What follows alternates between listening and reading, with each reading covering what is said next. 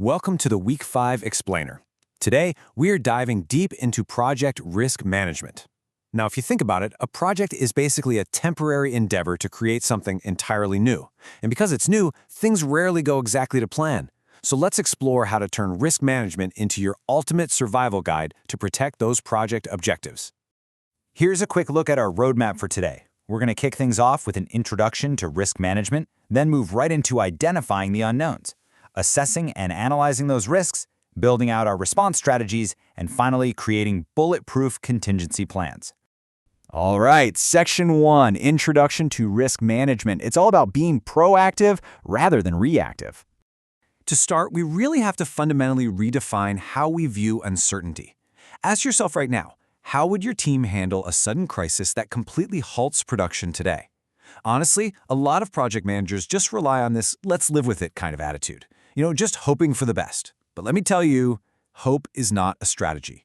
We have to look forward and proactively plan so surprises don't morph into massive, costly problems. Here's a concept that might completely flip how you think about this. Risk is actually a two-sided coin. We usually just think of risks as threats, right? Things like bad weather, equipment failure, or vendors missing deadlines. But risk also encompasses exciting opportunities that can actually accelerate our success. For instance, what if a brand new technology drops that could significantly reduce our schedule? Well, that is a positive risk, and we absolutely want to exploit it. Our ultimate goal is to minimize the negative threats and maximize the positive opportunities. So how do we actually find them? Moving right along to Section 2, Identifying the Unknowns. Time to hunt down those variables. Okay, we're basically stepping into the war room phase right now, hunting down hidden variables. Because, frankly, you cannot manage a risk you don't even know exists. We can draw these out using a few highly effective techniques. First up is your classic free-form brainstorming with your team and subject matter experts. Then we have the Delphi technique, which is super fascinating. You gather specialized experts and run multiple iterations of anonymous questioning until a consensus on potential risks naturally emerges. We can also pull historical checklists from past projects. And finally, running a SWOT analysis allows us to look inward at our own organizational strengths and weaknesses, which in turn helps uncover external opportunities and threats. When you look at the structure of a formal risk workshop, you quickly realize we are not just sitting in a room guessing. It's a rigorous, step-by-step process. You move from confirming the project's scope right through to brainstorming and constraint analysis. Ultimately, this entire workflow funnels into the creation of a comprehensive risk management plan. That's your foundational document outlining your exact processes, listing all active risks, and drafting out initial responses. Okay, Section 3, Assessing and Analyzing Risks. This is where we break out the measuring tape. Now that we've tracked down the unknowns, we have to measure our enemies and our allies so we know exactly where to focus our energy. We do this in two distinct stages. First, we prioritize risks qualitatively. This is subjective. It relies heavily on expert judgment to estimate just how likely a risk is and what its potential impact on our goals would be. It's basically a quick way to separate minor hiccups from major threats. Then, once we have that prioritized list, we analyze the absolute most severe, critical risks quantitatively. This means actually crunching the numbers, using data models, like Monte Carlo simulations, to understand the exact numerical impact on our schedule or our budget. Think of a probability and impact assessment template like your project's early warning radar system for qualitative analysis. By mapping probability on one axis and impact on the other, you generate a visual heat map. It's incredibly intuitive. If your organization has a low risk tolerance, any threat that lands in that high probability, high impact zone is going to trigger an immediate, aggressive response. Shifting over to quantitative analysis, let's talk about how a decision tree builds a probabilistic financial model. When you're staring down complex choices, like deciding between going to arbitration or dealing with a full-blown lawsuit, a decision tree lets you calculate the exact expected monetary value.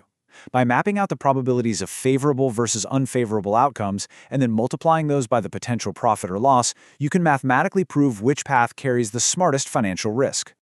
Which brings us to Section 4, Risk Response Strategies. Time to get tactical. So, your risks are accurately measured. It's time to arm yourself with tactical responses to protect your project. You basically have 4 core strategies for negative threats. Number 1, avoid. This means you eliminate the threat entirely, maybe by tweaking the project scope or sticking to proven technology instead of trying something risky and new. Number 2, transfer.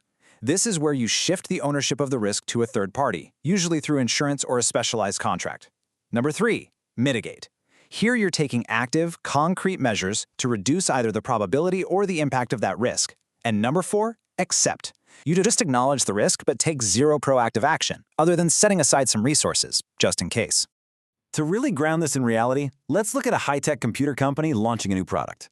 We all know time to market is everything, right? Well, they identified a massive earthquake threat for a key supplier sitting right on the San Andreas Fault. Their mitigation response? They actually paid an alternate supplier to constantly produce a replica component in a totally different plant. For a weather delivery risk up in Toronto, they completely bypassed the issue by pre-contracting a standby charter plane. Now, to an outsider, renting an empty plane just to sit on a runway sounds like a ridiculous waste of money. But when missing a single launch date costs you millions, effective risk management demands very real tactical commitments. Finally, Section 5, creating contingency plans, building your safety net. Look, despite our absolute best strategies, things are inevitably still going to go wrong. That's just reality, which is exactly why you must build a safety net. A contingency plan answers the what, where, when, and how much if a risk event actually occurs. Planning these protocols before a crisis strikes is absolutely critical. Without them, you see managers either freezing up and delaying decisions or making panic-driven, incredibly costly mistakes. A solid contingency plan outlines the exact alternative remedy, identifies the specific source of funding from a contingency reserve, and defines a clear trigger, like say a critical system remaining frozen for over an hour that activates the plan instantly. There's this fantastic quote from Bruce Pittman, Senior Vice President of the National Space Society. "Remember what you don't know can kill your project." It completely drops the mic on why risk management isn't just a tedious, one-time chore you check off at the start of a project. It has to be an iterative, ongoing radar scan. You've got to be monitoring your risk triggers in every single status meeting to build ultimate project resilience. Because honestly, half the contingencies that actually pop up in projects are entirely unpredicted. So take a close look at your own work today. Are you actively hunting down the unknowns, or are you just sitting back and hoping for the best? Think about it. What hidden variable is sitting on your project's fault line right now? Because ultimately, it's not the risks you see coming that destroy a project. It's the ones you didn't plan for. Thanks so much for joining this explainer, and I'll see you in the next session.